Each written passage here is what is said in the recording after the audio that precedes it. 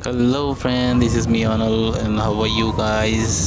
बचपन से मुझे कुछ ना कुछ अलग करने में मज़ा आता था, कर भी लेता था, लेकिन मैं उसको उस लेवल तक नहीं ले जा सकता था जिस लेवल पे मुझे होना चाहिए था। लेकिन कुछ ना कुछ एंड पॉइंट पे ऐसा हो जाता था जिसके लिए मुझे पीछे आना पड़ता था। फिर से वहीं पे आ जाता था मैं जहाँ से मैंने शुरू किया था। मेरे पापा जो मुझे हर बात पर सपोर्ट करते थे, मेरे ड्राइंग्स पे, मेरे काम पे, वो भी चले गए जब मुझे उनका ज़रूरत सबसे ज़्यादा था। लेकिन भाई लोग, ये लाइफ है, कुछ भी आसानी से नहीं मिलता। आपको जी तोड़ कोशिश करना पड़ता है, तभी आपको कुछ मिल पाता है। मैं कोशिश कर रहा हूँ, पहले भी करता था, अभी भी कर रहा हूँ और करता रहूँगा। देखते हैं क्या होता है। My life will change one day, I have faith on me. देखते हैं, कोशिश जारी है। उसके बाद कॉलेज पढ़ते पढ़ते मैंने कंप्यूटर भी सीख लिया। बाद में माँ ने मुझे कंप्यूटर खरीद के दिया जिसमें 1 GB रैम था और 80 GB हार्ड डिस्क था। भाई लोग, चौंकिए मत, उस ज़माने में ये कॉन्फ़िगरेशन बहुत अच्छा हुआ करता था। अब तो 8 GB से ज़्यादा रैम मोबाइल्स में होता है। इसी में मैं फ़ोटोज़ एडिट किया करता था। मेरा पहला अर्निंग उसी से हुआ। उसके बाद मोबाइल्स का ज़माना आ गया। मैंने भी एक मोबाइल ख़रीद ली नोकिया का, और उसमें डाल दिया रिलायंस का लाइफ टाइम कॉलिंग फ्री वाला पैक।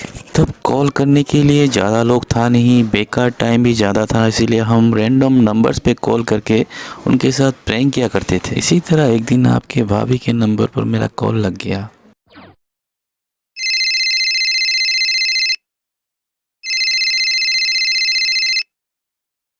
उसने फ़ोन उठाई और बोली, कौन है, किसे चाहिए? मैं हूँ आपका पुराना दोस्त, पहचाना नहीं क्या? अपना नाम बताओ तब ना पहचानूंगी। मैं हूँ आपका पुराना दोस्त आकाश। कुछ याद आया? जी नहीं, मेरा कोई आकाश नाम का कोई दोस्त है ही नहीं। तो बना लो। बाय द वे, मेरा नाम आकाश नहीं अनल है। मैं आपसे दोस्ती करना चाहता हूँ। क्यों करूँ आपसे दोस्ती? आप में ऐसी खास बात क्या है? देखो, जन्म से कोई खास नहीं होता, खास बनना पड़ता है। इस तरह से कुछ उल्टी सीधी बातें बोलकर, कुछ जोक्स बोलकर, कोई कोई फिल्मी डायलॉग बोलकर मैंने थोड़ा सा इम्प्रेस करा लिया और उससे दोस्ती कर ली।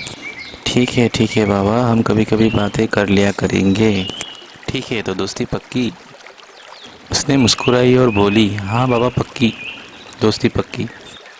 अरे रुकिए रुकिए, मैंने तो आपका नाम पूछा ही नहीं। मैं संगीता और मैं नुमोलीगढ़ में रहती हूँ। अरे बाप रे, आप तो बहुत दूर रहती हो, आपसे मुलाकात कैसे होगी? अभी कुछ पल ही हुए हैं बात करके, मुलाकात के बारे में भी सोचने लगे। दोस्तों विश्वास कीजिए, मैंने पहली बार किसी लड़की से इतनी देर तक बातें की। कुछ अपनापन सा था उसकी बातों में। फिर हम दोनों रोज़ समय मिलने पर बातें करते रहे, एक दूसरे के सुख दुख शेयर करने लगे और इस तरह हमारी दोस्ती बढ़ने लगी। फिर हमने मिलने की सोची। फिर एक दिन उसने मुझे इनवाइट किया और मैं एज ए फ्रेंड उनके घर पहुंच गया।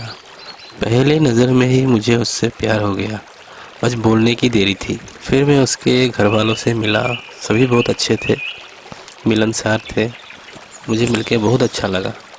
फिर मैंने घर आकर बोल ही दिया कि मुझे तुमसे पहली नज़र में ही प्यार हो गया है। उसने भी सेम बातें बोल दी। फिर क्या था, हम दोनों मिलते रहे, दोनों में प्यार और बढ़ने लगा। अब मेन टास्क था पेरेंट्स को मनाना। हम दोनों ने मिलकर जैसे तैसे जुगाड़ लगाया और पेरेंट्स को भी मना लिया।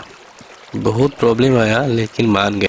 फिर पेरेंट्स ने मिलकर शादी का डेट फिक्स कर दिया। फिर क्या था, हो गया शादी। दोस्तों, यहीं पर मेरा लाइफ का दूसरा चैप्टर ख़त्म हो गया था। दोस्तों, इसके पहले और बाद की कहानी कभी बाद में बताएंगे।